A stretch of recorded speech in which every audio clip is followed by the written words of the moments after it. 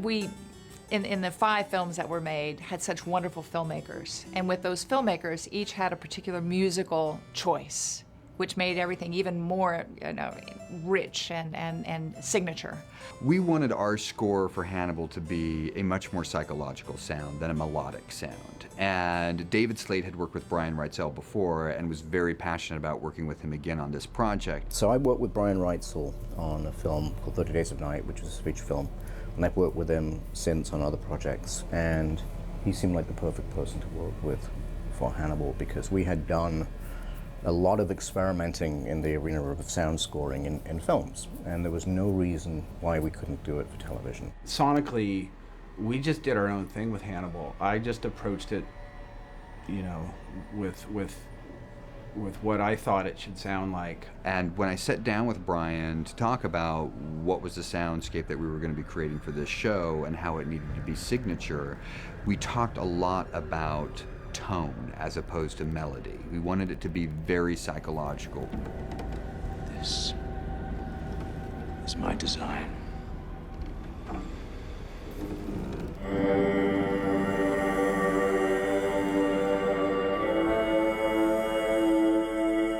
David and I aren't big fans of typical sound effects and sound design, so most of that stuff was done with the music.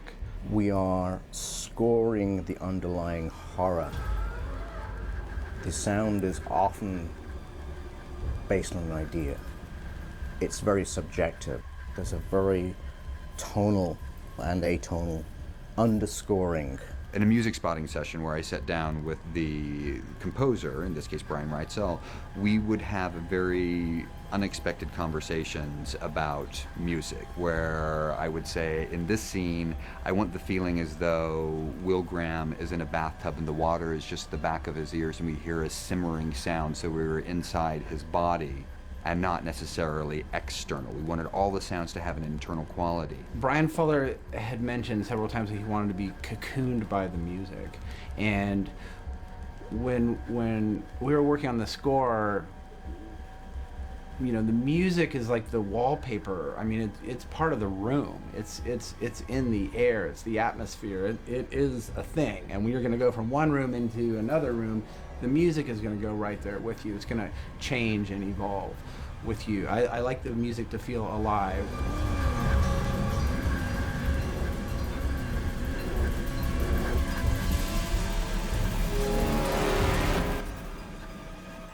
And I love Brian's music, and we were very lucky that Brian said yes right away to doing all the episodes. I mean, you think, okay, the pilot, you put everything forward in the pilot, you pull out all the stops. But he wanted to do everything. And besides doing the music, he also wanted to incorporate and be part of the sound. The general process of television spotting is very different as a result. Usually spotting on TV is, you go in and say, oh, we could do with a bit of music here, we could do with this here, and we could do with that here. Well, with Brian, the area of sound design, which is usually a different department, and music, which is usually a different department, and even sometimes music supervision, which is another different. It's all Brian's kind of doing it all. We do have sound designers who do specific bits of sound design for us, but generally that gets worked into the music and all happens in the sound mix. And I don't like to read the script. I want to be sort of surprised a little bit and get that gut reaction. That's what I like about horror music, because horror music is unnerving, and the music is meant to sort of scare you and it's meant to make you feel the suspense and the darkness and the grief and all that stuff that's in the air. And so for us, all that's sonic environment, you can do all that with music. You don't need to have a giant thundercloud from a sound effect. I'll talk to him about things which are completely abstract, and he'll find some ancient musical instrument that embodies the idea perfectly. I think that the show is an alternate sort of reality, and you can play around with the sounds of reality and invent new ones. If you're hearing something new, you don't really have baggage or connection with it. You just have this, you're more in the moment. If you're recognizing things, even like there's an acoustic guitar, or there, you know, whatever, your brain has got connections to it. And so I try to mask much of the tonality and the timbre of the instruments and things in such a way that it just sounds like something unique.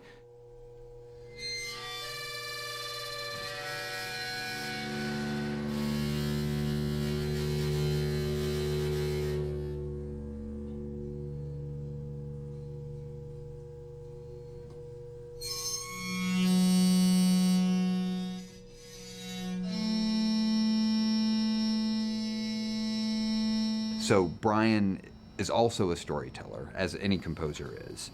And one of my favorite instruments that he used on the show in an unexpected fashion was the bull roarer, which is one of the oldest instruments known. And it's essentially this wood sort of board and a string, and you spin it over your head, and it creates this very disturbing, guttural, primal sound.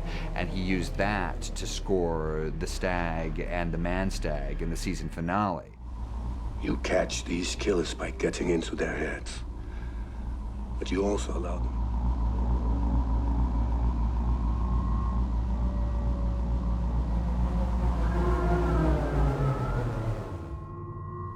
Take me to Minnesota. I want to see where Abigail died. With Will, he's gradually kind of losing his mind. He's losing his sense of reality. By the last episode, once he wakes up from his nightmare, he's still in it. So musically, you'll see the arc of the season gets more and more surround. So if you're listening to your Blu-ray especially, you'll get a lot of dimension, and as the arc of the show gets from the first episode to the last, it's literally spinning out of control in the last episode. Literally, you're in this vortex. We recorded in a quadraphonic way with a thing called a bull roar, and I spun it around, and you know, so when you're watching it, that instrument is literally spinning around your head. It's fun.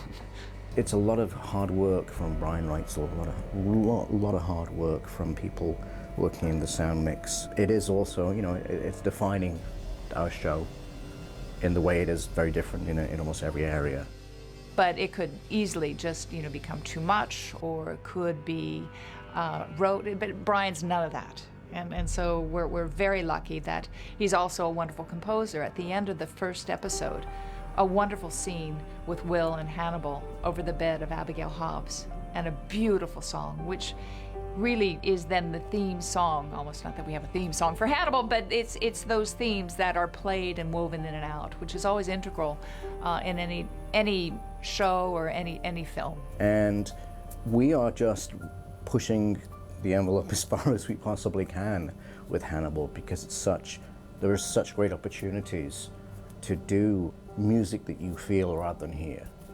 And that's the goal. Again, it's part of the making a little horror movie every week. I really like for each thing to have its own sound, and sometimes it's very little, very minimal. You know, it could be just one instrument that you hear.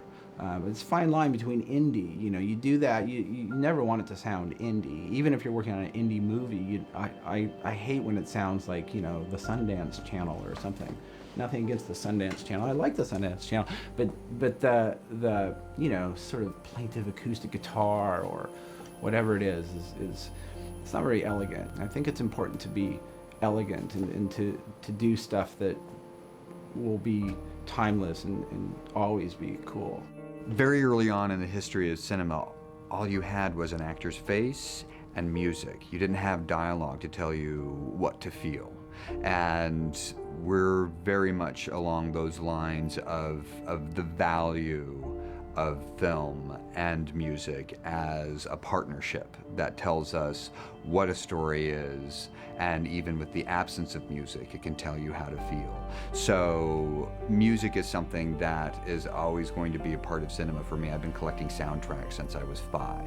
So I love film scores and I love working with composers. It's one of my favorite parts of a production. And working with Brian Reitzel has been such a wonderful experience because he thinks about music in a way that I have never been exposed to before. And he is a true craftsman.